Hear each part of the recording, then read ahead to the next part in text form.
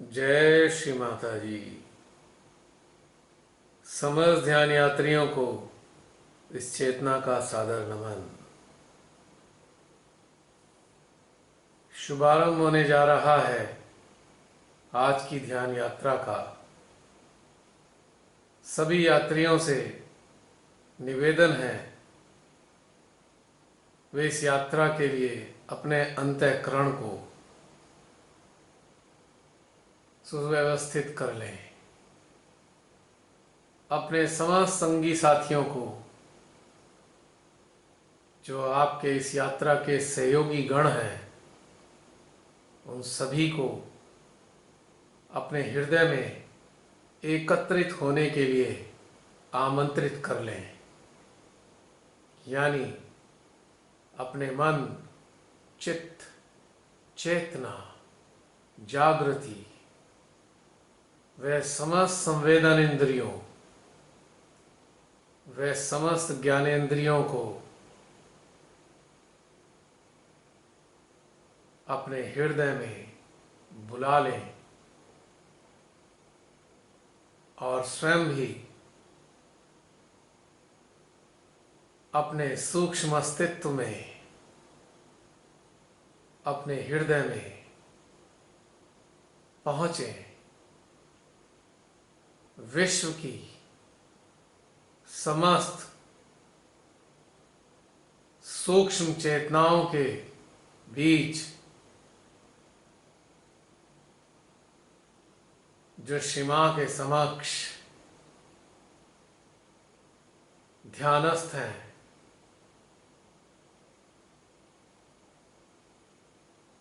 श्री मां के प्रेम का आनंद जिस दिन से जागृत हुई हैं तब से आज तक उठा रही हैं। और मां भी तो हमारी ऐसी समस्त जागृत चेतनाओं की प्रतीक्षा करती हैं कि कब मेरे बच्चे अपने सांसारिक उपक्रमों से फ्री होकर मेरे सानिध्य में पहुंचे और अपने बच्चों का प्रेम मैं पा सकूं और मेरे बच्चे मेरे प्रेम से पोषित होते रहें। तय सभी प्रणाम करेंगे श्री मां को उनके श्री चरणों में, अपने ही हृदय में।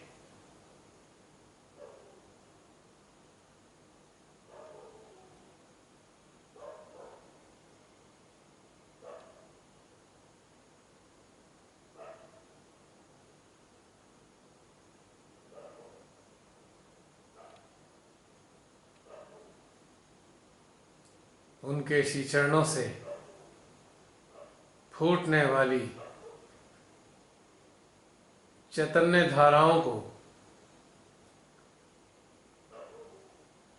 अपने संपूर्ण यंत्र में आत्मसात करेंगे। अपने शस्त्रार के माध्यम से, अपने समस्त रोम छिद्रों के माध्यम से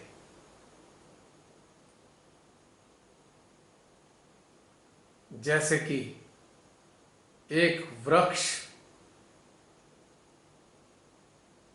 और उसकी पत्तियां भोजन ग्रहण करती हैं, वैसे तो मूल रूप से वृक्ष का तना धरती से अपने खाद्य पदार्थ को ग्रहण करता है, लेकिन वृक्ष की पत्तियां भी अपने स्तर पे भोजन ग्रहण करती हैं। तो इस देह रूपी वृक्ष की जो पत्तियां हैं वो हैं हमारे समस्त रोम छिद्र।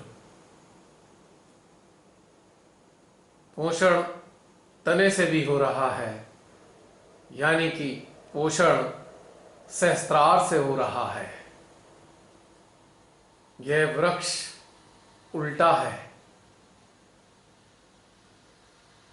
इसकी जड़ें ब्रह्मांड की ओर हैं, आकाश की ओर हैं, और इसकी पत्तियों का रुख धरती की ओर है। तो इसी घटनाक्रम के तहत हमारा तना जो सुषुम्ना के रूप में है उसको पोषण मिलता है ब्रह्मांडीय ऊर्जा से, जो स्वयं मां आदि शक्ति का स्वरूप है। उनकी अनेकों शक्तियों के रूप में उपलब्ध है,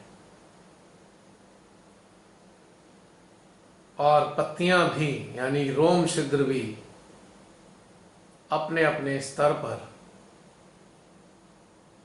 भोजन ग्रहण करते हैं। तो इस बात के मद्देनजर हम अपने चित्त को अपने सहस्त्रार मध्य हृदय के साथ साथ अपने रोम छिद्रों पर भी रखेंगे, ताकि हम इस भोजन को ग्रहण करने की अनुभूति को विभिन्न रोम छिद्रों पर या केंद्रों पर अनुभव कर सकें। 2-3 मिनट के लिए इस अलौकिक गीजा को हम आत्मसात करेंगे।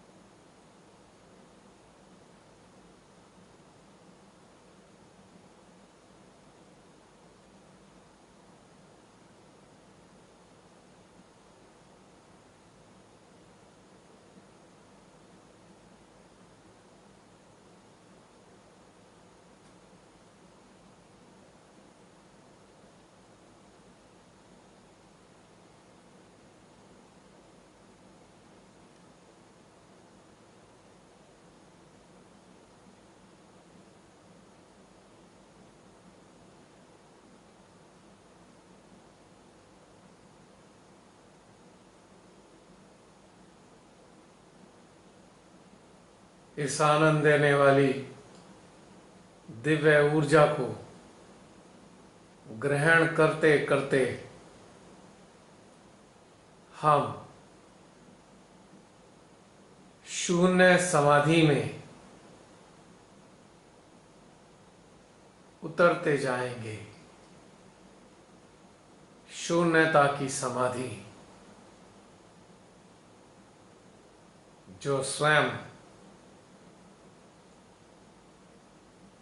परम पिता परमेश्वर की गोद है।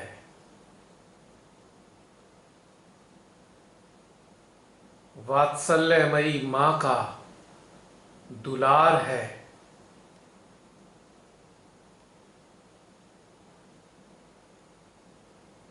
परम पिता का संरक्षण है।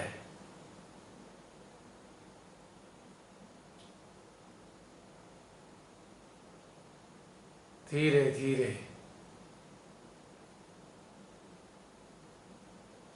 अपने आज्ञा में चलने वाले समस्त प्रकार के विचारों को एक साइड कर देंगे और इस अनमोल विलक्षण समाधि में हम अपने को समोते जाएंगे।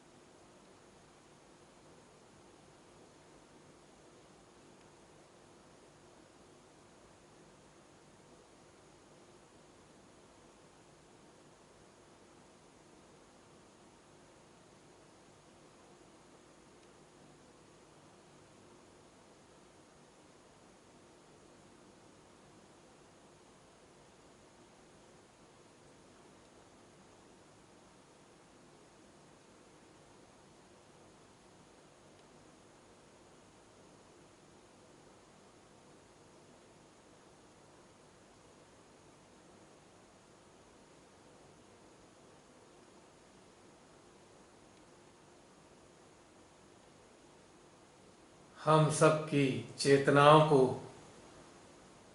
समाधिस्थ देखकर हमारी आत्मा भी अत्यंत प्रसन्न है।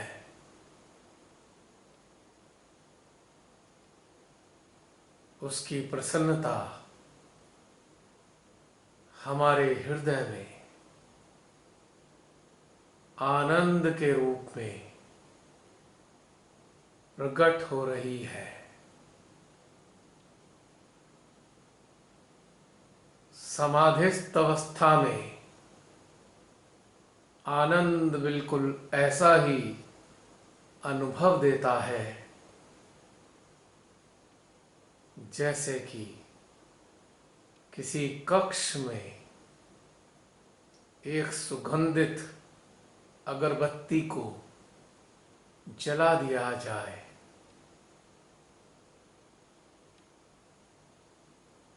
जिसकी महक हमें एकदम से तरोताजा कर देती है।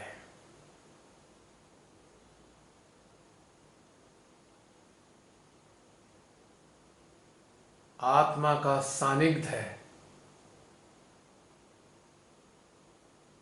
मानव को मन रहित अवस्था में स्थित कर देता है।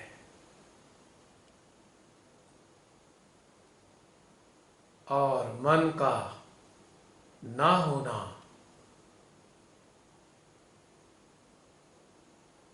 हर प्रकार की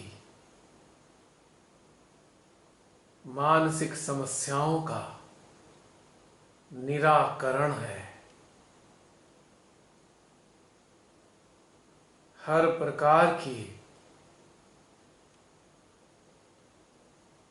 चिंताओं से, भय से दूर जाने का जरिया है।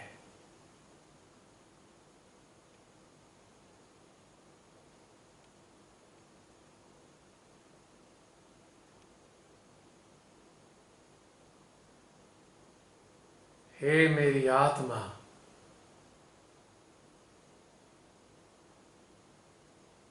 मेरे चेतना पटल को सदा अपने सानिध्य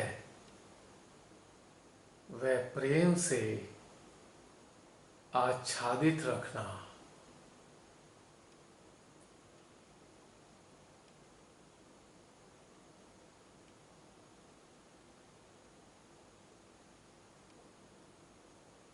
मुझको श्री पार ब्रह्म परमेश्वर के समक्ष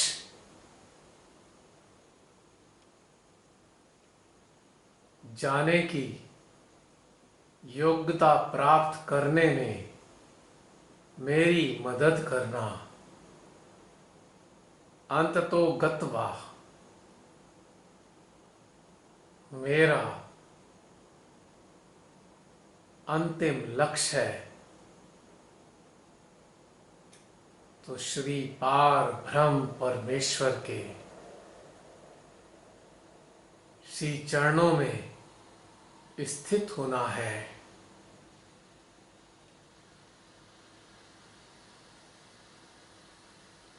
उनके हृदय रूपी कक्ष में अपना स्थान पाना है।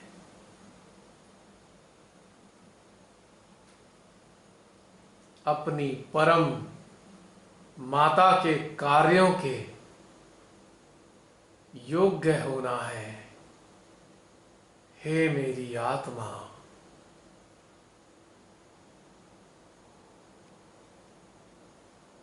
अपने ज्ञान से मुझे पूर्ण कर दो।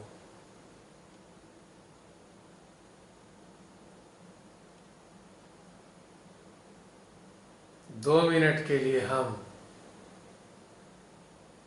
अपनी आत्मा के सानिध्य का लाभ उठाएंगे।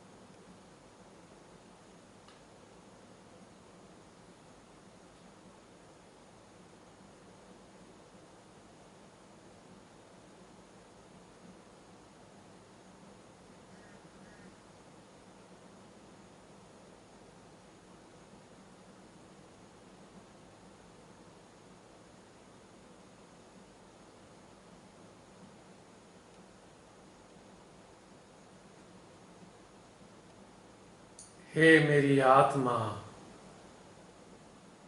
तुम ही तो मेरी सच्ची सखा हो, मेरी गुरु हो, मेरी मार्गदर्शक हो।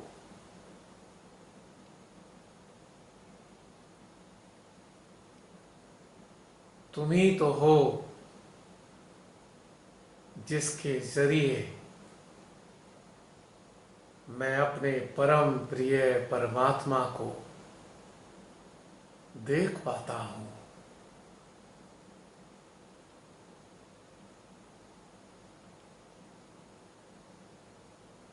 तुम ही तो वो शीशा हो जिसमें मेरे इष्ट प्रतिबिंबित होते हैं।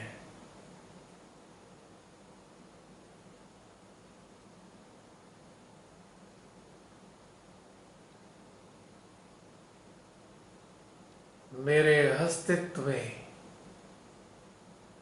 अपने समस्त गुणों का संचार कर दो,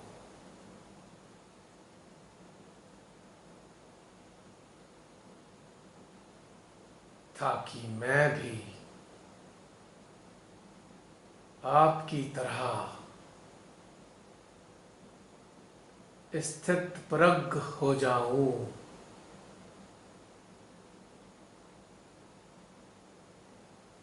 तुम्हारे भीतर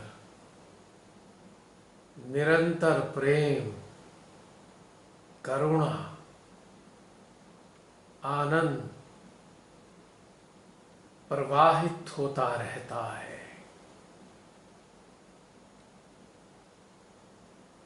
जैसे कि एक सागर में निरंतर लहरें उठती रहती हैं। हे मेरी आत्मा, इन प्रेम, करुणा, आनंद रूपी लहरों का प्रसाद तो मुझको भी चखने दो।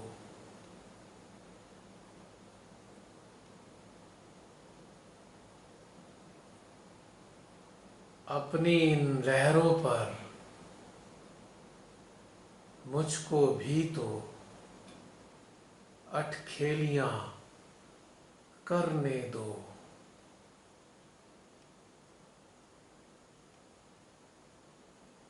यह नश्वर संसार तो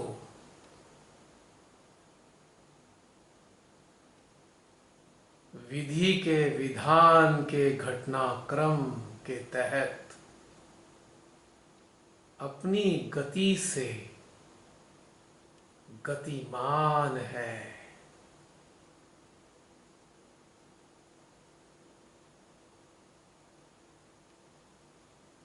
किंतु मुझको तो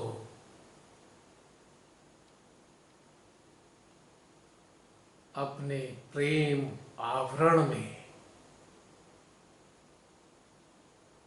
पनाह देकर अपने लहरों की गति का हिस्सा बना लो। मुझको भी अपनी लहरों का जल बना लो।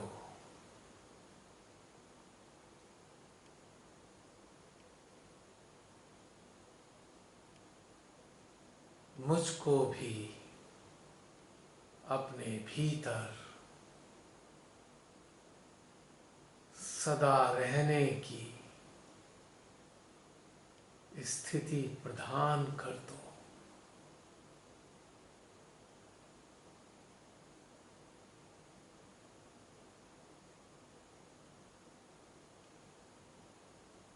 यह दृश्यमान जगत तो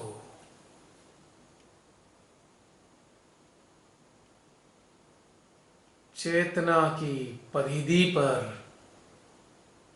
सदा गतिमान रहता है। और आप, हे मेरी आत्मा, आप ही तो इस परिधि की धुरी हो। मुझको तो बस इसी धुरी का हिस्सा बना लो।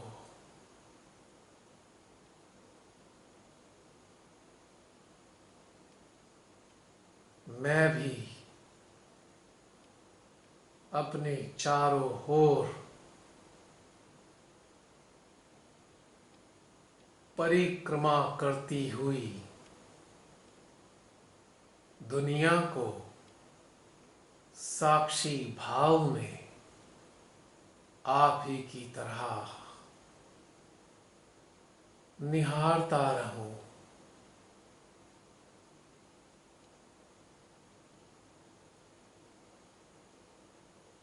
बिना किसी प्रतिक्रिया के, बस केवल और केवल देखता रहूं।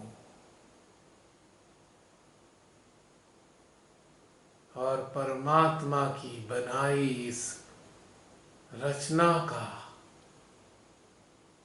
लुत्फ उठाता रहूं। हे मेरी आत्मा,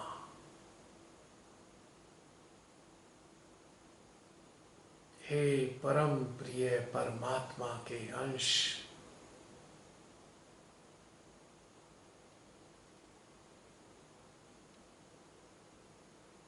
मुझको भी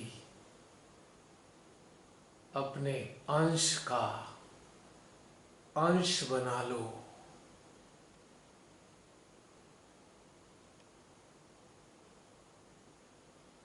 परमात्मा प्रदत्त इस मेरे जीवन को सार्थक बनाने का मुझे एक अवसर प्रदान कर दो।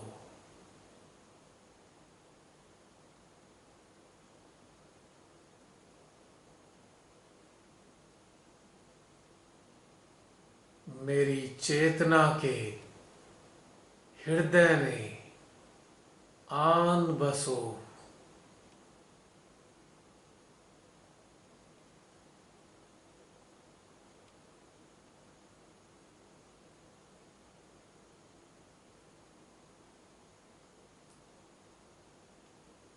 मेरे अस्तित्व के इस काल में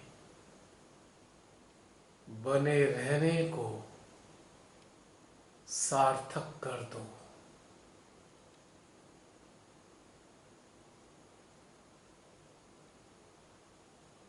ना मेरी कोई अभिलाषा है, ना ही इस संसार से कोई आशा है, और ना ही अपने जीवन से निराशा है।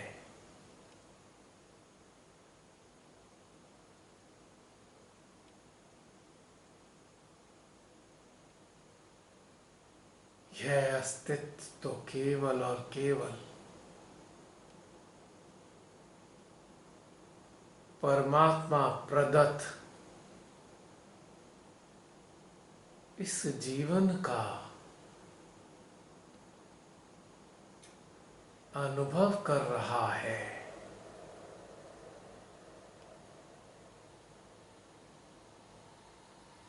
इस मानव मन से जुड़े सभी पहलुओं का अध्ययन कर रहा है।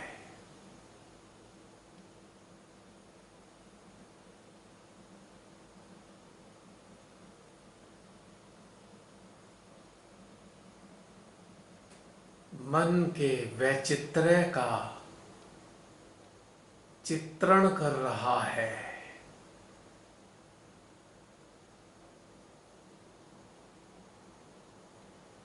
मन की वीथिकाओं में भ्रमण कर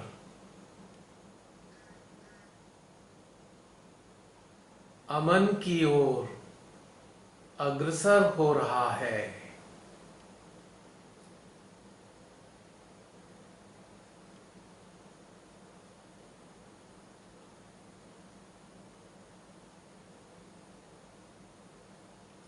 इस मन की यात्रा से जो अनुभव प्राप्त होगा वही तो मन को अमन में परिवर्तित करने का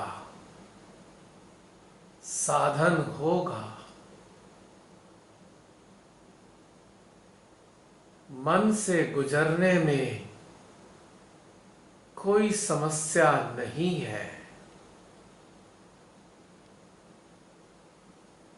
यदि मन से गुजरते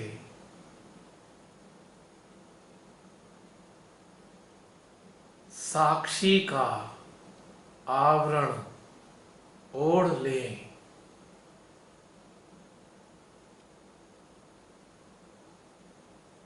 तो मन का विकिरण चेतना पर कभी ना होगा।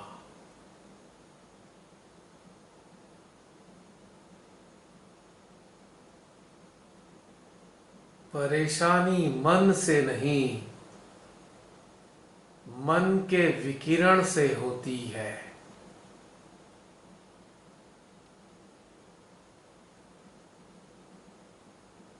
इस विकिरण की एक भी किरण यदि हृदय को आहत करे तभी तो कुछ समस्या होती है।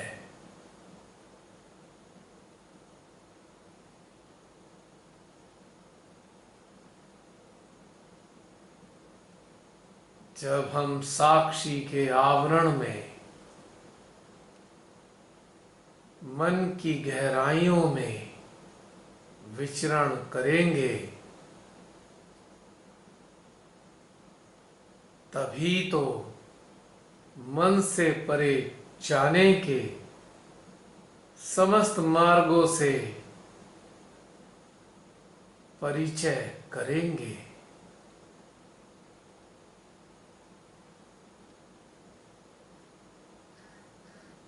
यह ध्यान की यात्रा तो बस छोटी सी है। मन से अमन तक की यात्रा ही तो बस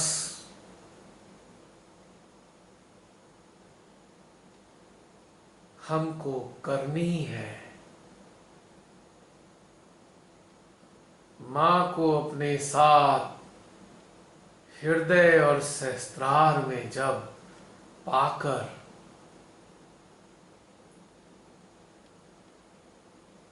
हम इस भ्रमण पर निकलते हैं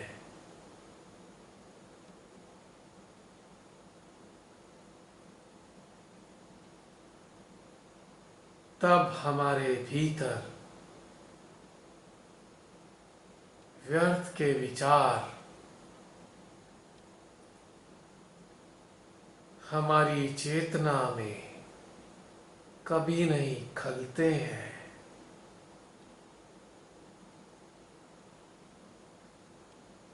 सहस्त्रार हृदय की ऊर्जा का संगीत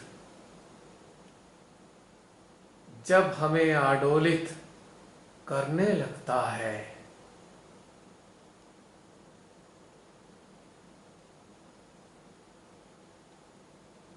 मन के लाखों कांटे होने के बाद भी हमारा हृदय कमल सा खिलता है।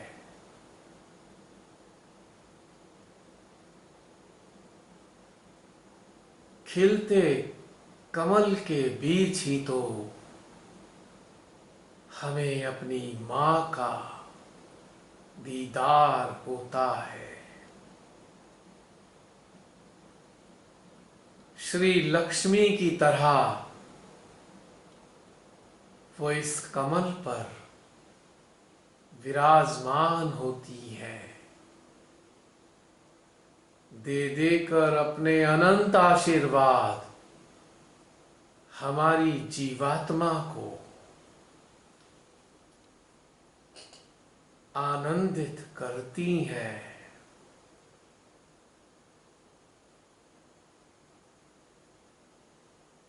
गदगद कर हमारी जीवात्मा को हमारी चेतना में अनेकों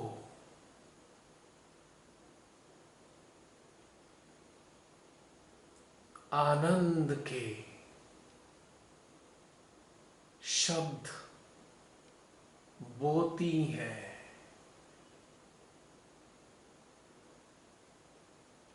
जिन शब्दों का अंकुरण हमारे अंतःकरण में होता है, तभी तो जाकर हमें हमारा जीवन सार्थक होता प्रतीत होता है।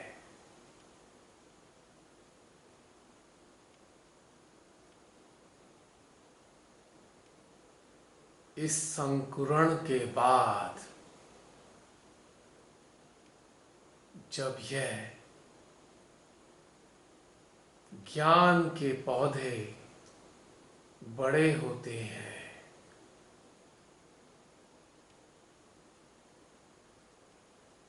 आत्मज्ञान के पुष्प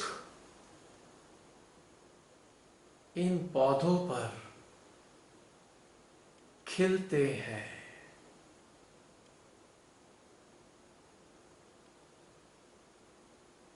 तभी ब्रह्मांड से भ्रमर बनकर मुक्त चेतनाओं के झुंड इन पुष्पों पर आते हैं।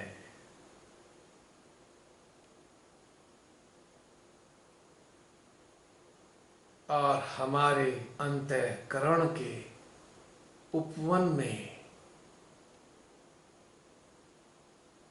अनेकों संगीत से गूंज जाते हैं।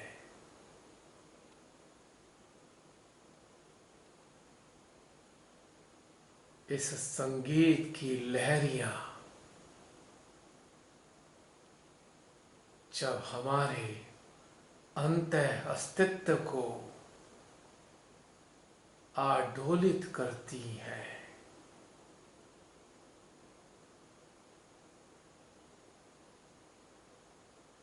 तब हमारे अस्तित्व के रोम छिद्र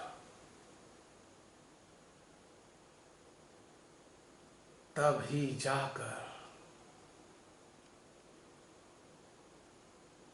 गुनगुनाते हैं।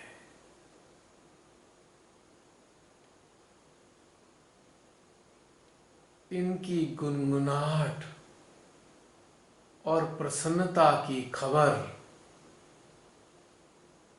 जब मां आदि शक्ति को मिलती है, तब ही जाकर श्री मां का पदार्पण ऊर्जा के रूप में हमारी समस्त स्थूल व सूक्ष्म कोशिकाओं पर होता है।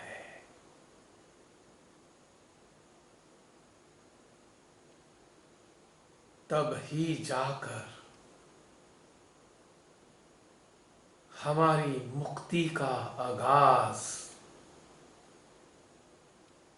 हमारे अंतर मन में होता है।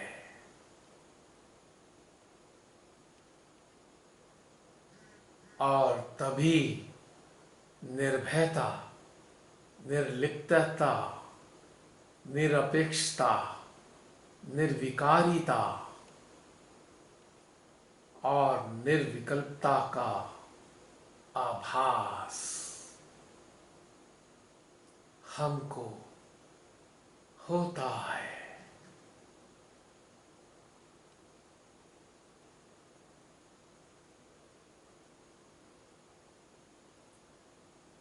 इन आभासों से युक्त होकर हम जब संसार की ओर देखते हैं, तभी हमारे भीतर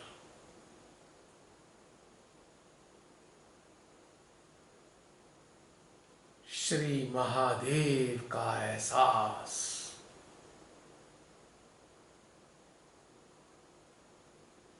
अत्यंत गहनता से होता है।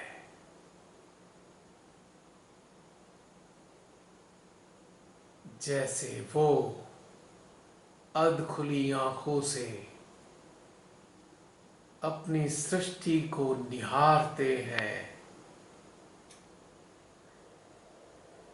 हम भी उसी अंदाज में ही इस दुनिया को ताकते हैं।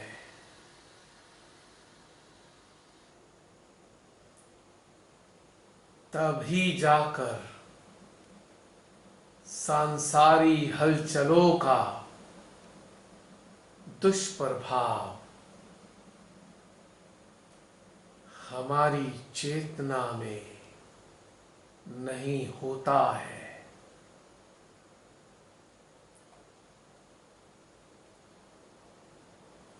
अपने इस वर्तमान जीवन की उपयोगिता का एहसास तभी तो हमको होता है।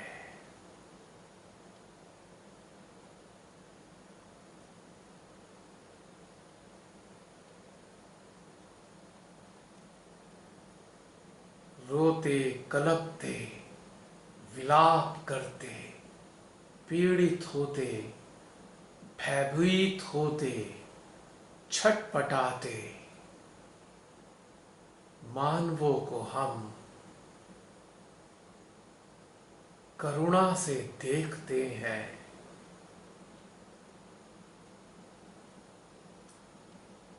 हृदय रूपी सागर से ले लेकर प्रेम उन सभी को प्रवाहित करते हैं। बस यही कर्तव्य तो हमें श्री मां ने अपने प्रवचनों में समझाना था।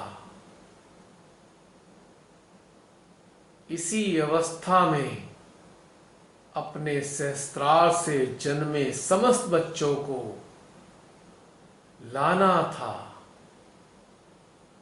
इसी अवस्था में आकर ही तो श्री मां हमारे यंत्रों से कार्य ले पाएंगी। जो स्वप्न उन्होंने हम सभी को दिखाए हैं, इन सभी सपनों को वो सार्थक कर पाएंगी। बच्चे हैं हम उनके, इसमें कोई शक नहीं है। यंत्र है श्री मां के, इसमें भी कोई भ्रम नहीं है। अपनी समस्त शक्तियों के साथ श्री मां हमारे सहस्त्रार पर रहा करती हैं।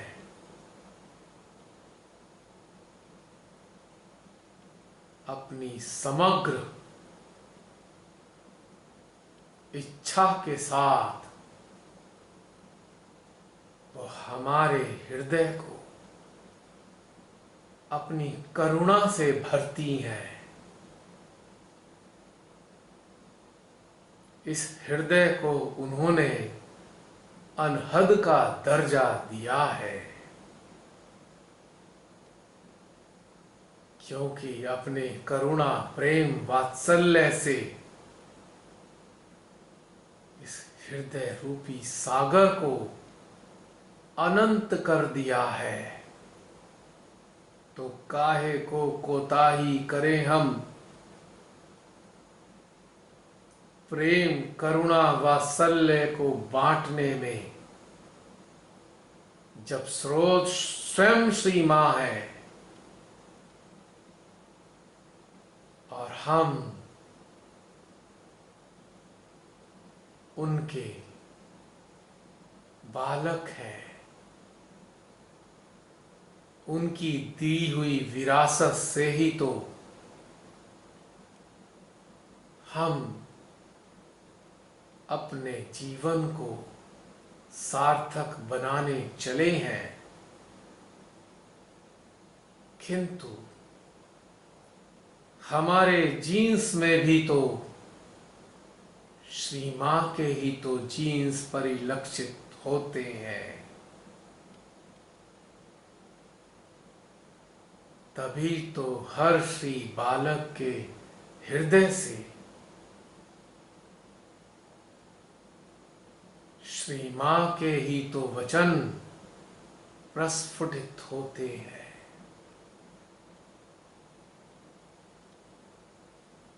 जो हमको उन्होंने दिया है, हमें आगे तक बांटना है।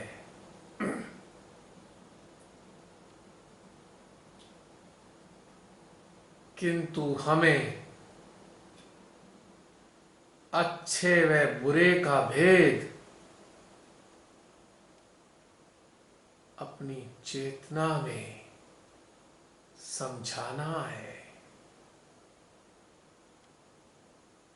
यह अमृत केवल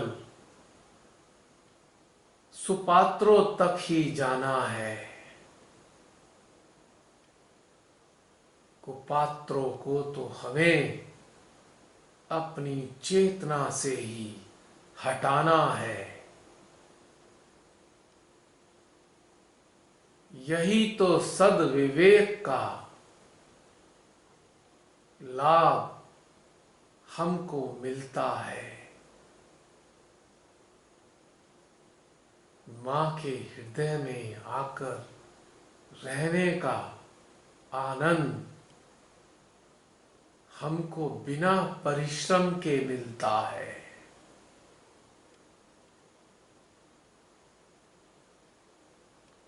यह सत्य है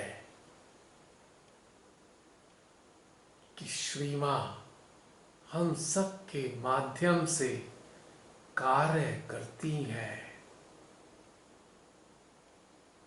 किंतु हम सबको केवल एक छोटे से कर्तव्य का पालन करते जाना है। अपने यंत्र को सुंदर यंत्र में विकसित करने का हर ध्यान की बैठक में चिंतन मनन की सहायता से इस यंत्र को विकसित करना है। बाकी सारा कार्य तो स्वयं श्री मां ही कर लेंगी। बस केवल हमको अपने यंत्र के प्रति केवल इतना सा ही तो कर्तव्य निभाना है।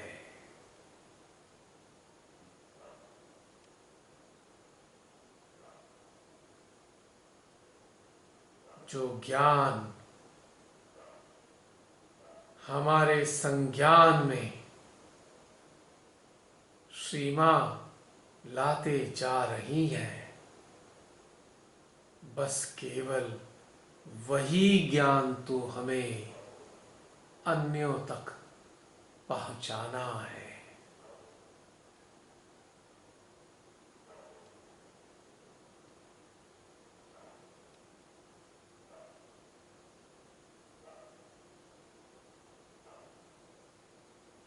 बस साधना का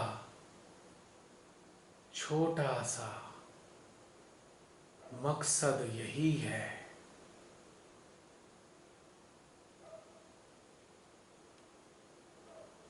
यह अपनी चेतना में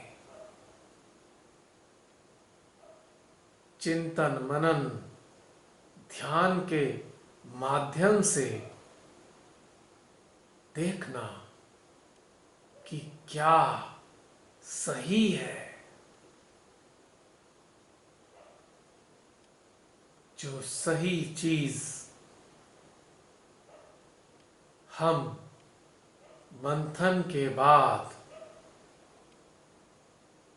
मक्खन की तरह पाएंगे, वही तो कटोरे भर भर के हम सुपात्रों को खिलाएंगे।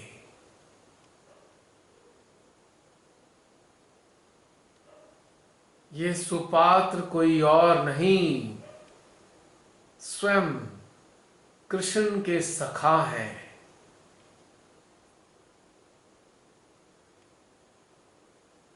जिन्होंने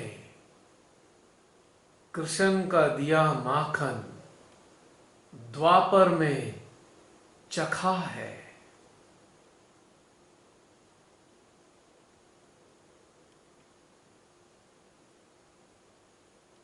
जागृति की बेला में बस हमें यही तो जानना है, अपने चारों ओर अंतर्दृष्टि घुमा घुमा कर कहना के मित्रों को ही तो पहचानना है।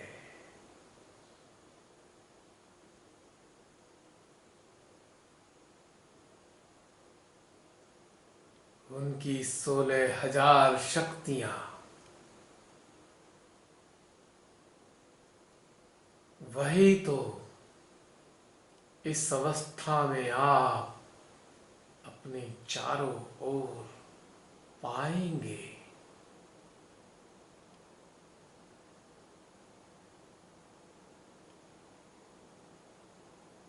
चिंतन मनन चैतन्य के द्वारा उन्हें ही तो चिन्हित कर पाएंगे।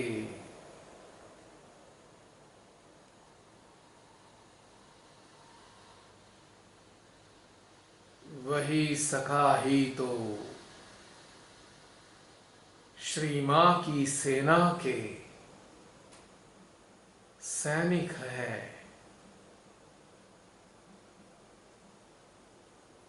और इन्हीं योद्धाओं से ही तो परमेश्वरी ने इस काल में मानव देहधारी समस्त राक्षसों से युद्ध करना है, और इस काल में भी तो उनका मर्दन करना है।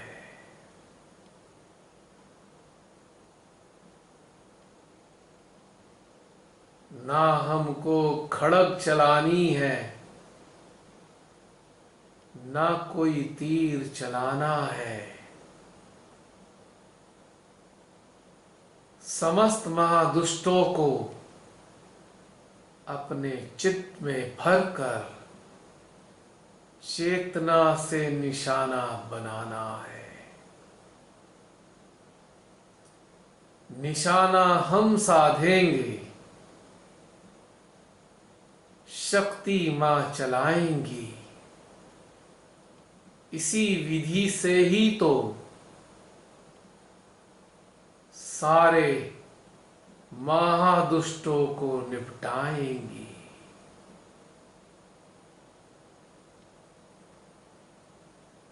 तो तैयार हो जाएं हम सब,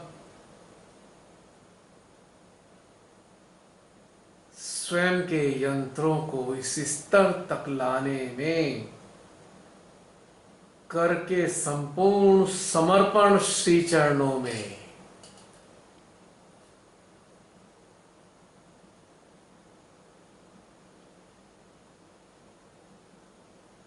श्री मां को अपनी चेतना में बसाने दे।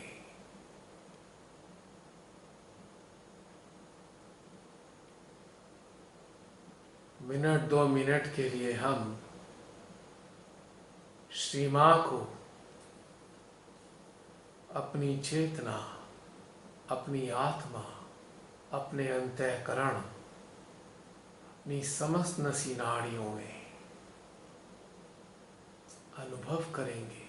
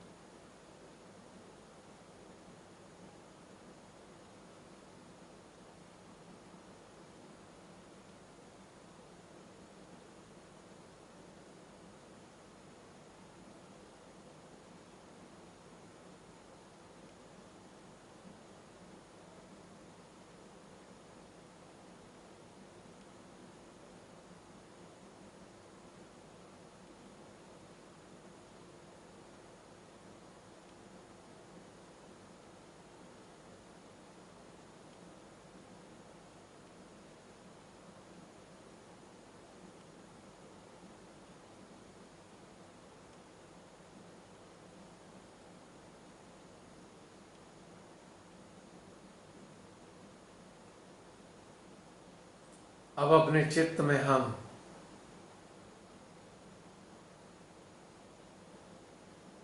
समस्त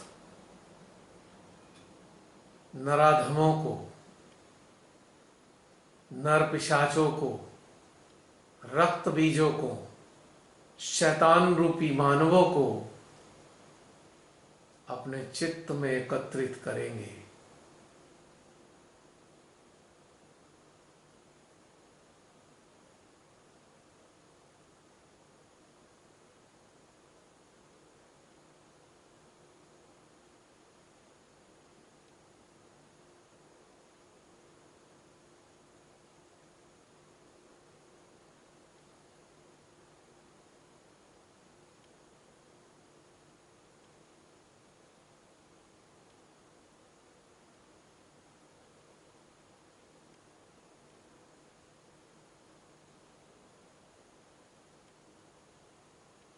और इसके बाद श्री महाकाली का आह्वान अपने हृदय में करते हैं।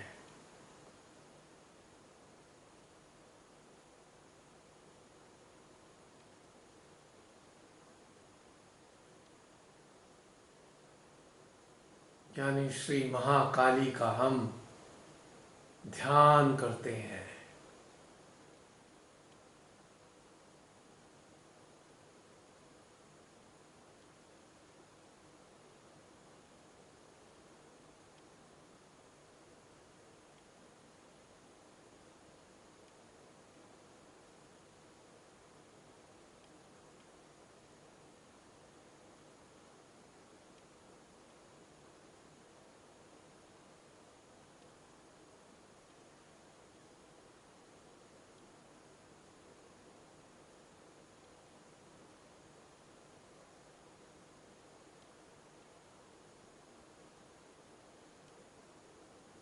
इसके बाद अपने चित्त में इन सभी के सहयोगियों को भी भर लेंगे जो इनका सहयोग करते हैं, इनका साथ देते हैं, इनका अंधानुकरण करते हैं।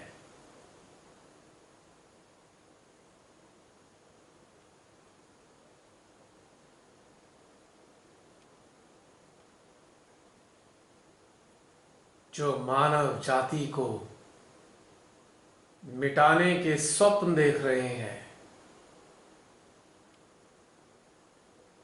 मानवों के मौलिक अधिकारों को छीनने के षड्यंत्र रच रहे हैं,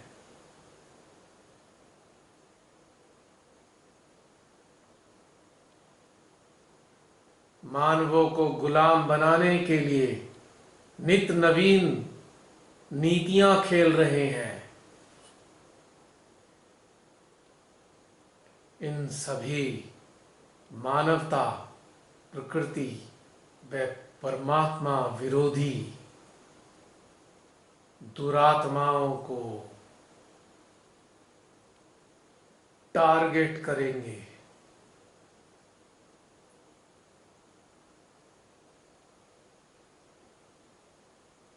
अपने हृदय की धधकती क्रोध की ज्वालाओं का रुख इन सभी की ओर करेंगे और साथ ही श्री महाकाली से प्रार्थना करेंगे, हे महाकाली,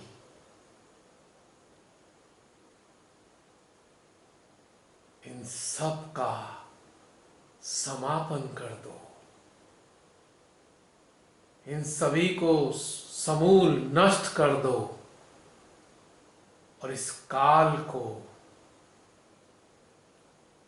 समस्त नकारात्मक शक्तियों से मुक्त कर दो,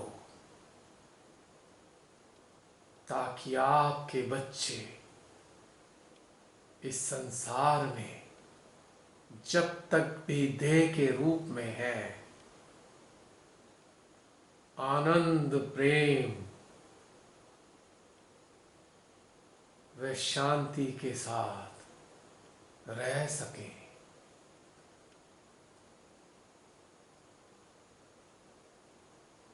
कुछ देर तक इसी प्रार्थना के भाव में ध्यानस्थ होंगे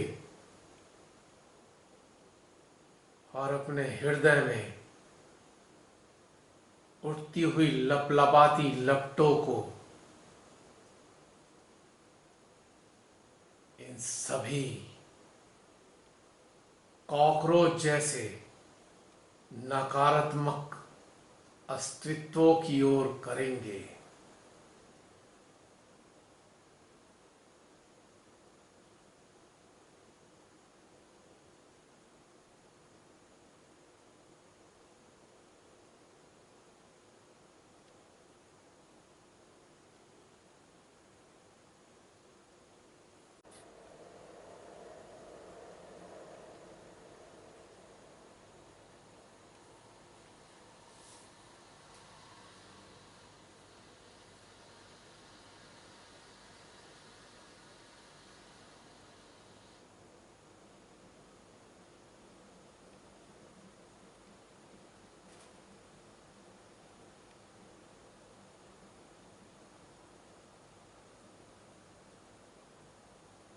इस प्रक्रिया में महसूस कर सकते हैं दोनों कान गर्म हो गए हैं।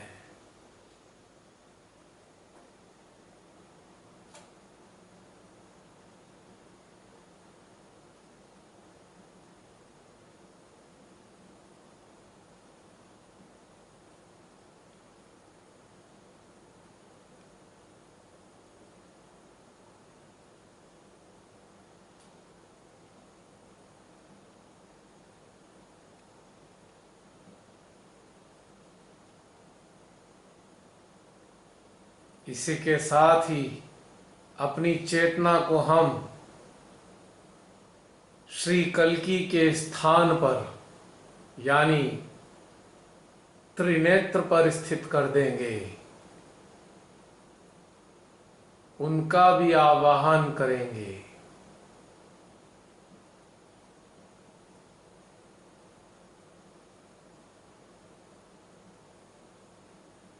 देखिए, जैसे हम उनका आह्वान हृदय में कर रहे हैं, आपके त्रिनेत्र के स्थान पर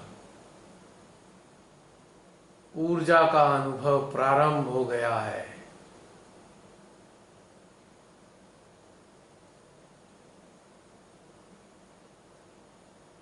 हल्का हल्का हलचल, घुमाव, खिंचाव इस स्थान पर भी आ रहा है।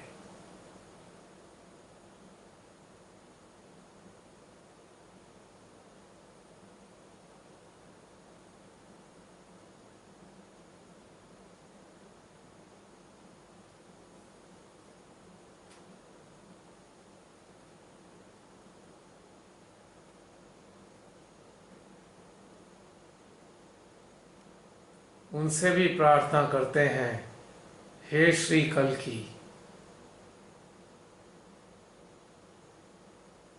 आप भी इन सभी नरकासुरों को समाप्त कर दीजिए।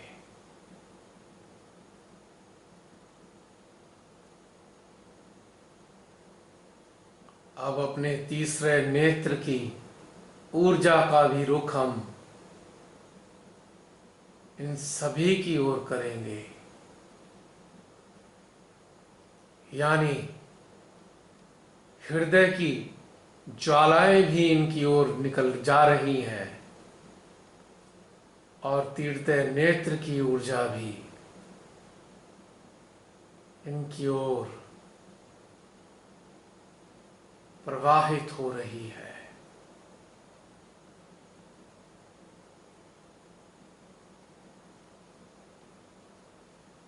दोनों स्थानों पर होने वाली हलचलों को हम अपने संज्ञान में लेते चलेंगे। 1.5-2 मिनट के लिए इस प्रक्रिया को अनुभव करेंगे।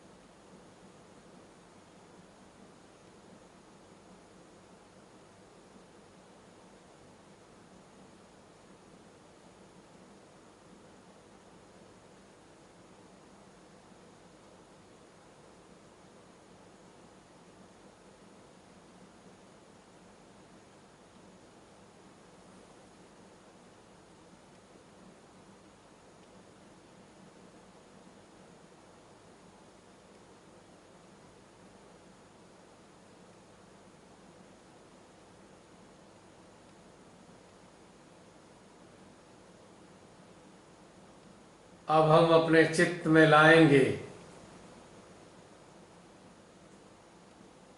मानव को मिटाने के समस्त षड्यंत्रकारियों के कपालों को अपने चित्त में लाएंगे। इस धरा पर जितने भी मानव देहधारी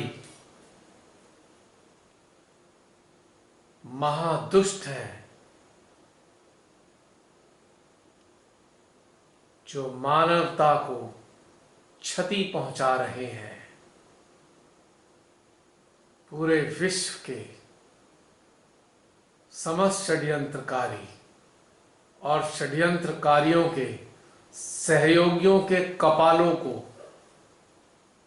अपने चित्त में लाएंगे।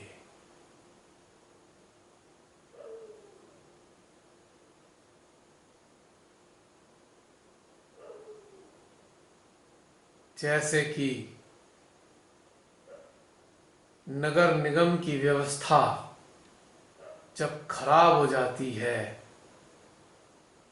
तो किसी खाली स्थान पर अपनी कॉलोनी के एक बड़ा सा गड्ढा बना देते हैं और उस गड्ढे में पूरे कॉलोनी के कूड़े को इकट्ठा कर देते हैं और फिर उस कूड़े पर थोड़ा पेट्रोल डालते हैं या डीजल डालते हैं या मिट्टी का तेल डालते हैं और उसको आग लगा देते हैं। ठीक इसी व्यवस्था से एक बड़े से घेरे में इन सब के कपालों को अपने चित्त में लाएंगे और चारों ओर से घेर कर इनके कपालों में अपने त्रिनेत्र की ऊर्जा को प्रवाहित करेंगे।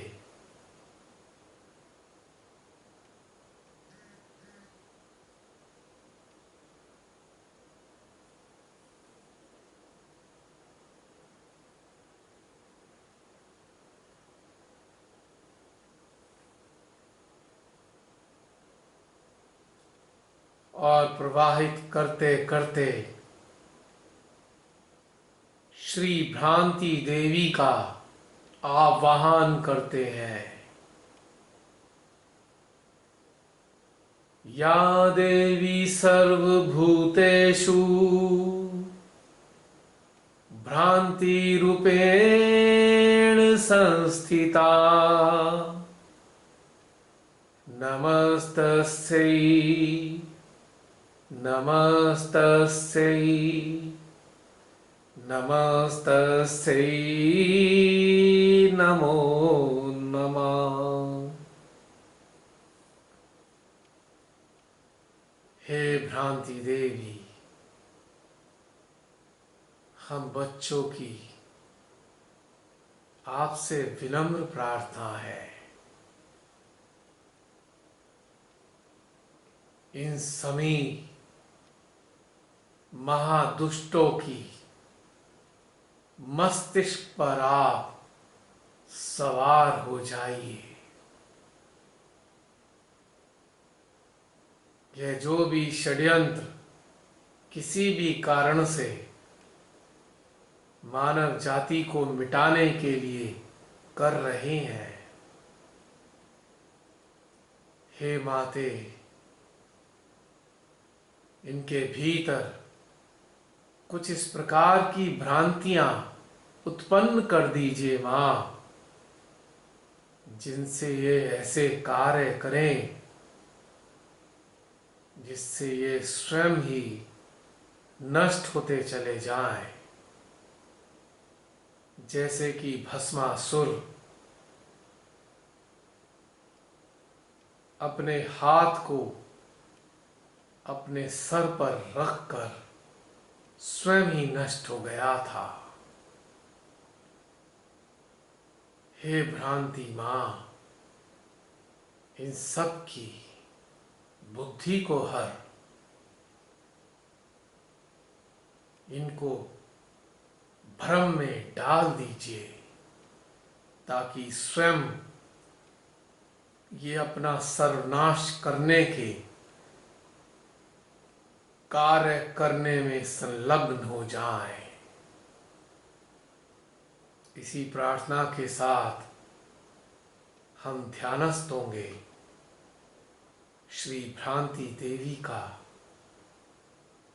ध्यान करते हुए प्रार्थना के भाव में।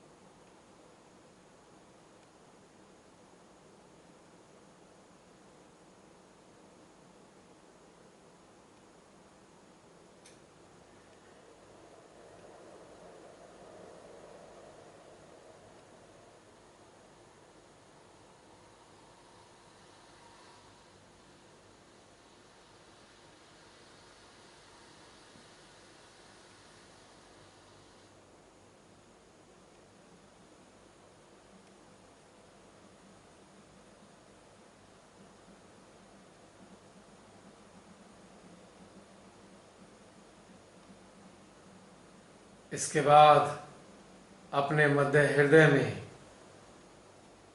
श्री मां को अनुभव करेंगे और उनसे प्रार्थना करेंगे, हे मां, अपनी सर्वोत्तम रचना की रक्षा कीजिए, जो मानवों के रूप में आपने बनाई है। जो भी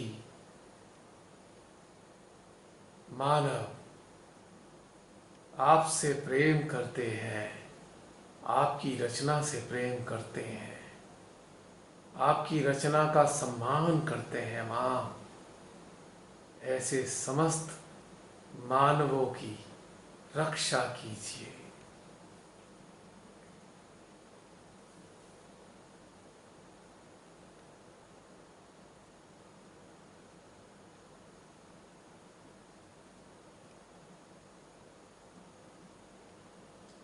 इस प्रार्थना के साथ भी इसी भावना को रखते हुए श्री मां के ध्यान में ध्यानस्थ होते हैं।